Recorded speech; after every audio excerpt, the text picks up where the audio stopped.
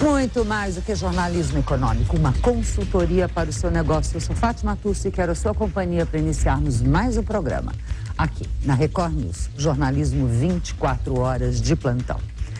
A gente já falou aqui que a economia brasileira cresceu os tais 5,4%, muito mais do que vários setores esperavam e os próprios economistas do governo. Acontece que alguns segmentos da economia cresceram bem além disso, porque já sabiam que o consumo estava acelerado, já sabiam que este Brasil ia mesmo crescer e não ficaram de braços cruzados. Outros setores, além disso, estão de olho num crescimento que ainda virá, de olho em várias estratégias para cativar e conquistar mais e mais consumidores. Agora você imagina alguém que está de olho em cativar nada menos do que 30 milhões de corações corintianos. Nós estamos falando, sim, da Medial Saúde. E essa é uma das estratégias de marketing que eles vão contar para a gente hoje. Isso porque o número de beneficiários dos planos médicos e hospitalares da empresa já atingiu 1 bilhão e 400 mil, um aumento de 48,5%. E a rede própria praticamente dobrou de tamanho, com mais de 10 hospitais e 43 centros médicos. A nossa conversa sobre este plano de expansão que não para é com o presidente da Medial Saúde, Luiz Kaufmann. Além disso, você sabe que a gente tem a nossa conexão internacional, onde os repórteres Nextel Reuters contam pra gente tudo o que se passa no mundo. Eu, obviamente, comecei fazendo uma baita propaganda da Medial e do Corinthians, o que também aumentei sobremaneira a minha audiência, que de boba não sou nada. É isso, quer dizer, essa estratégia já é de olho nesses corações aqui, é isso, Kaufmann? É verdade. A nossa primeira investida, na verdade, nós já tivemos uma anterior no sponsor, no patrocínio do Guarani há muitos anos atrás, mas sem dúvida patrocinar o Corinthians, especialmente num momento de dificuldades, foi uma coisa muito boa para nós, teve uma recepção muito positiva e nós estamos agradavelmente surpresos com os resultados que estamos alcançando com esse patrocínio. Esse resultado, como é que ele é medido? Direto? É direto assim? A hora que o coração... Não, eles ajudaram meu time que está na pior, não sei o quê. Vamos lá e vamos correr para o plano, é isso? É um pouco por aí. Eu acho que a Medial tem uma série de valores em termos de vontade de vencer, de crescer, garra, determinação, que são muito parecidas com o coração corintiano. Né? E, por exemplo, do ponto de vista econômico, um jornalista esportivo fez uma matéria recentemente num dos grandes jornais de São Paulo, foi uma matéria de página inteira, onde ele estimou o valor de exposição de mídia de um patrocínio de um time como o Corinthians. E chegou a um valor de 2 bilhões por ano. Ou seja, para o telespectador, se você tivesse que gastar, investir em propaganda, pagando, você pagaria 2 bilhões por retorno que você já teve. Isso. Com o que a gente vai ter no ano. Né? E o nosso investimento é de 16 milhões. Então, o custo-benefício desse patrocínio é muito grande. Sem falar que quando você faz publicidade, propaganda paga, nunca tem o mesmo charme, a mesma atratividade de algo que é totalmente espontâneo, como é o jogador correndo atrás da bola, fazendo gol com a camisa da Medial estampada no peito, né? Claro. Vocês também foram absolutamente revolucionários, inovadores, numa coisa que tem a ver todo com o meu, mais com o meu programa do que com isso e com a matéria do jornalismo esportivo, que foi a abertura para o mercado de capitais. Correto. Antes de voltar um pouquinho a isso, eu queria saber já, em termos de valor de ação, o patrocínio tem essa correlação? Vocês já tiveram? Não, ainda não, porque é muito recente e o momento também é muito especial, porque você sabe que as ações das pequenas empresas, em função da baixa liquidez, estão sofrendo muito com essa crise internacional, a crise do subprime. O que aconteceu nos últimos meses é que houve uma fuga para a liquidez e naturalmente todas as ações de empresas menores sofreram bastante. Quem investiu na bolsa e principalmente quem investiu em pequena e média não deveria estar esperando um pouco mais para realizar, porque daí ele está vendo. Me fala um pouquinho disso, explica para o telespectador. Não, com certeza. Eu acho que quem investe na Bolsa, principalmente o pequeno investidor, tem que pensar um pouco mais a longo prazo, né? Todo investimento especulativo, principalmente em empresas de menor porte, tem riscos maiores, é absolutamente natural, porque as empresas pequenas têm uma baixa liquidez.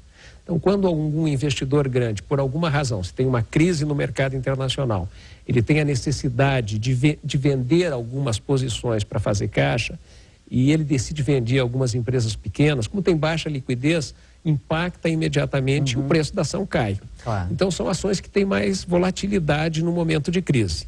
Então, todo investidor, pessoa física, tem que pensar um pouquinho mais a longo prazo. E no nosso caso, por exemplo, a maioria dos nossos investidores, fora os controladores, são estrangeiros. Mais de 70% dos nossos investidores são principalmente fundos institucionais estrangeiros, europeus e americanos. E eles são investidores de longo prazo. Eles não têm essa preocupação com a volatilidade a cada trimestre. Estão investindo para realizar o seu lucro em 2 anos, 3 anos, 4 anos. Como é que foi o comportamento? Eu sei que você não pode falar de previsão futura, mas o comportamento até agora. Vocês lançaram em 2003, foi isso? Nós lançamos em 2006. Nós temos 1 ano e meio de abertura. Nós lançamos a nossa ação a R$ 21,50 no limite superior que a gente tinha estabelecido. Foi um lançamento muito bem sucedido, porque foi a primeira... Vocês tinham estabelecido quanto? Nós tínhamos ido até 22 e nós optamos por 21,50 para atrair alguns fundos que ficariam fora, importantes que ficariam fora a R$ 22. Isso, para o espectador entender, é o preço de uma ação. De uma ação, do lançamento de uma ação. E foi um sucesso total, porque nós fomos a primeira empresa do setor de saúde suplementar a abrir o capital. Era um setor que não tinha ainda credibilidade no mercado de ações. O presidente da ANS costuma dizer que o setor de saúde suplementar no Brasil tem 2 momentos, antes e depois da abertura de capital da Medial. Depois da nossa abertura vieram outras empresas que nos seguiram e com isso a gente está consolidando, estruturando o setor de saúde, trazendo recursos para investimentos em hospitais, em clínicas, em centros médicos na área de medicina diagnóstica. Então, a nossa ação foi lançada a R$ 21,50, chegou a R$ 32, e com a crise do subprime, ela cedeu junto com todas as outras ações de pequenas empresas, voltando praticamente ao mesmo nível do IPO. No caso da Medial, o consenso dos analistas é que a nossa ação deveria chegar a R$ 40, praticamente dobrar de preço e supostamente dar ao investidor um ganho de 100%. Porque a gente às vezes fica assim, não, claro, vamos supor. Falar um outro exemplo também, com toda a cautela que a gente tem que ter na hora das recomendações.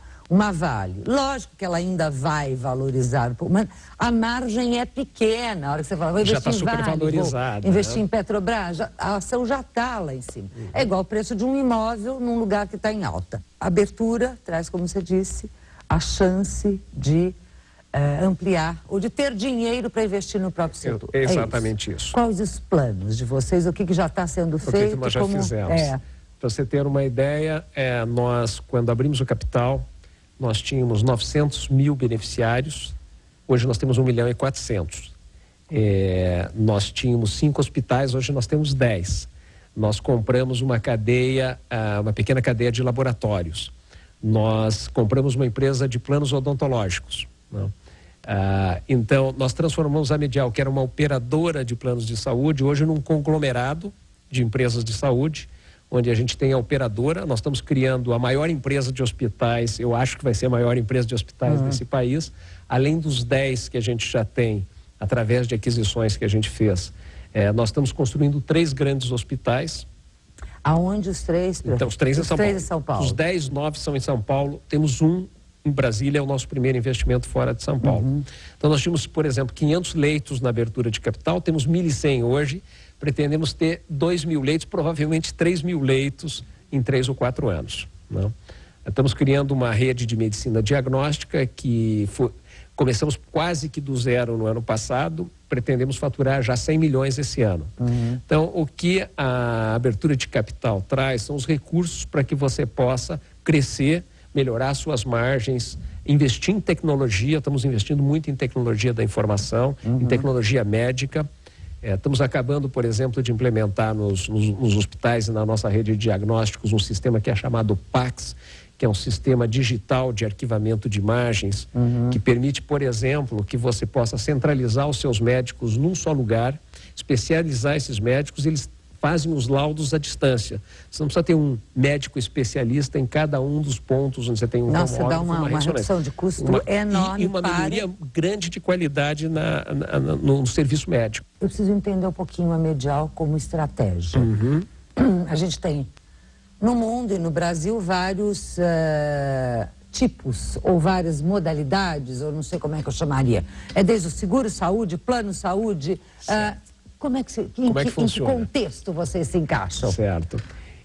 Tipicamente em países já mais maduros, como Estados Unidos, você tem as seguradoras e os provedores de serviços de saúde, como hospitais, clínicas e medicina diagnóstica, separados.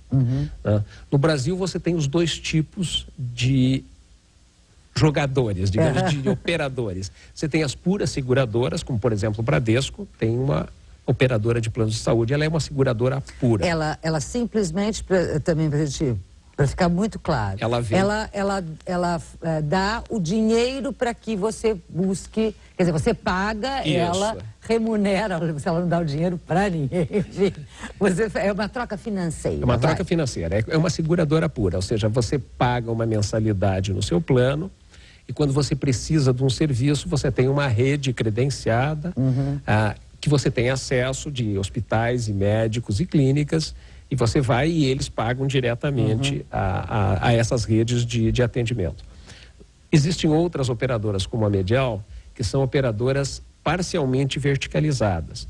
Então, nós não só temos uma rede credenciada, empresas de saúde, hospitais e clínicas que prestam serviço à Medial sob contrato, como nós temos a nossa própria rede de atendimento. Então, nós somos parcialmente verticalizados. Então, nós somos uma seguradora... Mas vocês deverão caminhar para uma opção ou não? Não. No Brasil, nesse momento, as empresas verticalizadas como a Medial têm tido um desempenho melhor.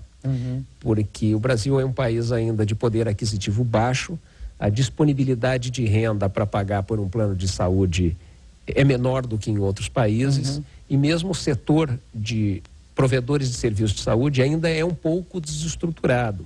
Você não tem grandes cadeias de hospitais, agora tem algumas cadeias de laboratórios e medicina diagnóstica, mas ainda é um setor relativamente desestruturado. Então, nesse momento, vale a pena e você pode prestar um melhor serviço a um custo mais atrativo se você for verticalizado. Né? Isso pode ser até uma tendência de ampliar a verticalização, mas eu quero saber todo esse caminhar futuro, logo depois de pequeno intervalo. Perfeito. E você fica aí, mas só dá uma pausinha para mandar um e-mail para a gente, que sempre aqui tem um consultor à sua disposição. Escreve para Economia e Negócios @recordnewstv.com.br. A gente volta já com mais medicina e saúde para você.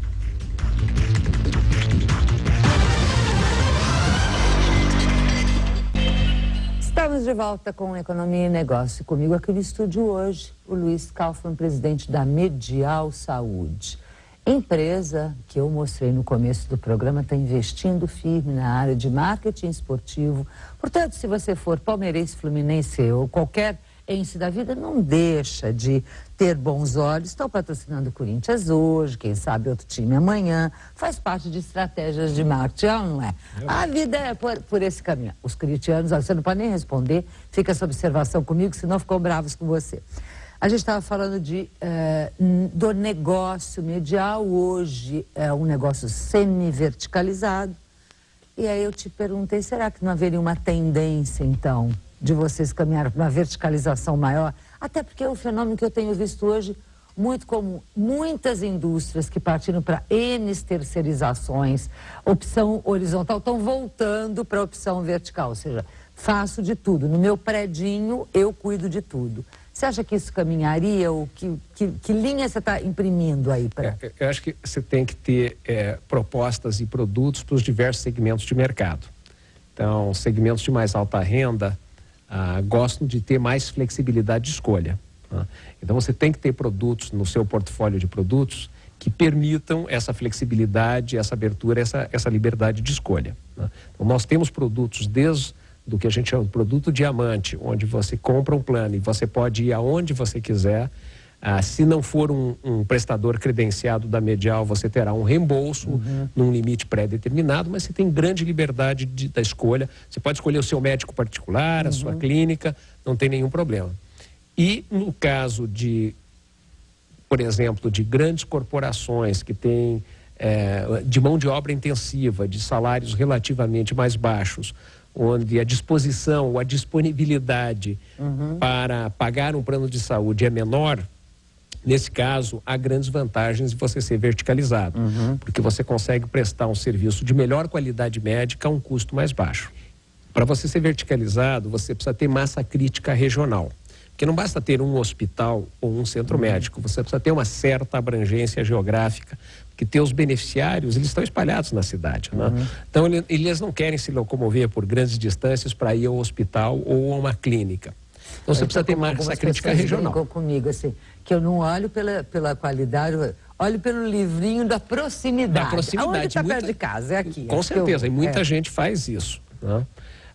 Então, a Medial é uma empresa que nasceu e cresceu em São Paulo, comprou uma empresa chamada Mesp, que era totalmente de São Paulo, e a grande maioria dos nossos beneficiários ainda é em São Paulo.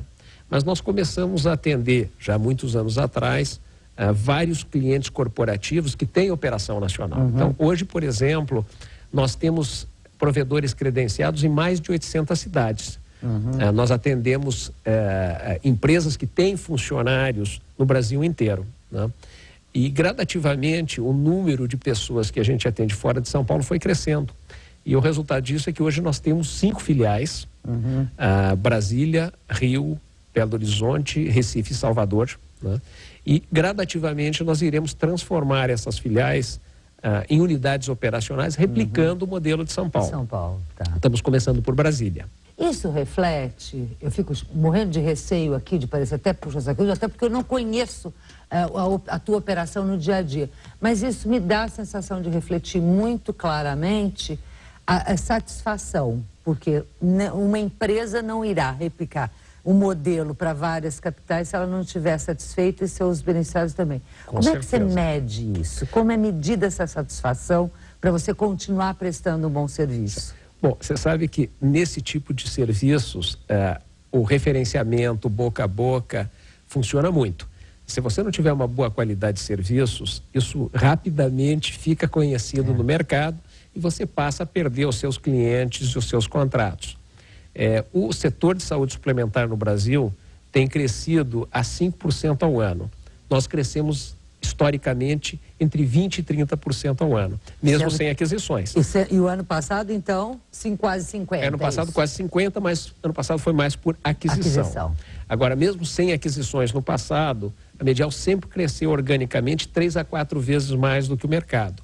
Isso reflete exatamente a qualidade de serviço, ou seja, você oferece um produto a um preço muito atrativo, muito competitivo, com uma boa qualidade de serviço, né? O que é o cerne de uma boa qualidade de serviço? Quando as pessoas dizem, investimento no médico, o que é? Qual é o coração? Qual é o core business de uma boa qualidade de serviço? Eu acho que certo. O core business, em primeiro lugar, é uma boa qualidade médica, né? E isso se reflete, inclusive, no desempenho financeiro. Porque se o teu corpo médico, os seus contratados, os seus credenciados, não fizerem um trabalho adequado, não derem a recomendação médica adequada, o tratamento adequado, fatalmente o paciente vai ter que voltar, ou vai ter uma complicação, vai ter que se internar no hospital, e o seu custo vai subir, claro, e a sua rentabilidade vai desaparecer. Então, o que eu sempre digo é que nós só vamos dar certo, nós só temos sucesso se os nossos clientes forem saudáveis. Então, o nosso negócio não é a doença, é a saúde. Nós queremos ver todos os nossos clientes saudáveis e muito bem tratados, e sempre que ele for a um centro médico ou a uma clínica, que ele saia de lá com uma solução definitiva, que ele não tenha que voltar e repetir os exames ou ter que se internar no hospital, não? Então, eu acho que a qualidade médica, embora às vezes ela não seja diretamente percebida pelo beneficiário, porque é difícil de você avaliar, claro, o O Principalmente resultado... se você não tem aquele médico como fidelidade. Você vai a primeira vez, vai uma vez só, então exatamente. Você não percebe. Mas a qualidade médica é, sem dúvida, o ponto central. Tá. Então, é você escolher bem os seus provedores, você assegurar que eles prestem. Existem medidas nesse sentido, né? Medidas científicas que você pode avaliar a qualidade do serviço médico. Isso, agora, a tua frase foi... Não, por favor, pode concluir. Eu diria que, paralelamente a isso, é necessário você ter um bom atendimento, um atendimento humanizado, correto, ágil, porque essa é a parte que o beneficiário percebe. Né? Ele chega Você liga, a hora que vai no Exatamente, que vai no centro médico, não tem que esperar 2 horas, ele ser atendido prontamente, ele ser atendido com respeito, com educação. Né? Então, isso também é uma parte que vocês têm investido também bastante. É importante. Na sua fala, foi para nosso negócio só vai dar certo se todo mundo estiver com saúde. É tão claro que eu não sei às vezes como é que alguns vão à falência exatamente porque não pensaram bem isso. Agora, hoje a preocupação da maior parte dos planos e do próprio Ministério tem sido na questão preventiva. Como é que você faz isso num plano de saúde, na medida em que de repente a corporação, a empresa que está prestando serviço, fala assim, não quero esse negócio de ficar fazendo check-up preventivo aqui, etc. Como é que você faz? É que a medicina preventiva tem vários estágios. Você tem o que se chama de uma medicina preventiva primária, que é aquela para o indivíduo saudável. Não? Essa é mais difícil de implementar, porque enquanto as pessoas estão bem, elas não querem saber de nenhum acompanhamento. Mas existem 2 outros níveis, que é a medicina preventiva secundária e terciária, que tem um impacto muito maior. Então, por exemplo, a medicina preventiva secundária é quando você está tratando de grupos de risco, por exemplo, diabéticos ou obesos ou cardíacos. Nesses casos, a gente tem uma ação muito proativa. A gente não espera o paciente nos procurar. Quando a gente identifica, seja num exame de sangue, numa visita ao hospital, numa visita ao médico, que é um paciente de risco, a gente passa a monitorar esse paciente proativamente e procura convencê-lo a seguir certas práticas saudáveis. Então, as nossas enfermeiras vão telefonar para esse indivíduo regularmente, dizer, você fez seu exame de sangue, como é que está a sua glicose? E assim por diante. Né? Então, é uma ação proativa, porque é muito importante para a gente que esse paciente não piore a sua condição. Claro, ao piorar vai... Qual é a tua formação? Eu sou engenheiro. Eu estava esperando ou administrador ou mexendo na área financeira, porque já pensou no IPO, ou médico. Nada disso. Engenheiro, mexendo com todo esse sistema. Super obrigada pela sua participação, Cafundó, por Muito estar obrigado a você. aqui com a gente, por tantas explicações. Os corações corintianos agradecem também. E me acompanha aí numa voltinha pelo mundo com a nossa conexão. Vamos lá? Vamos lá.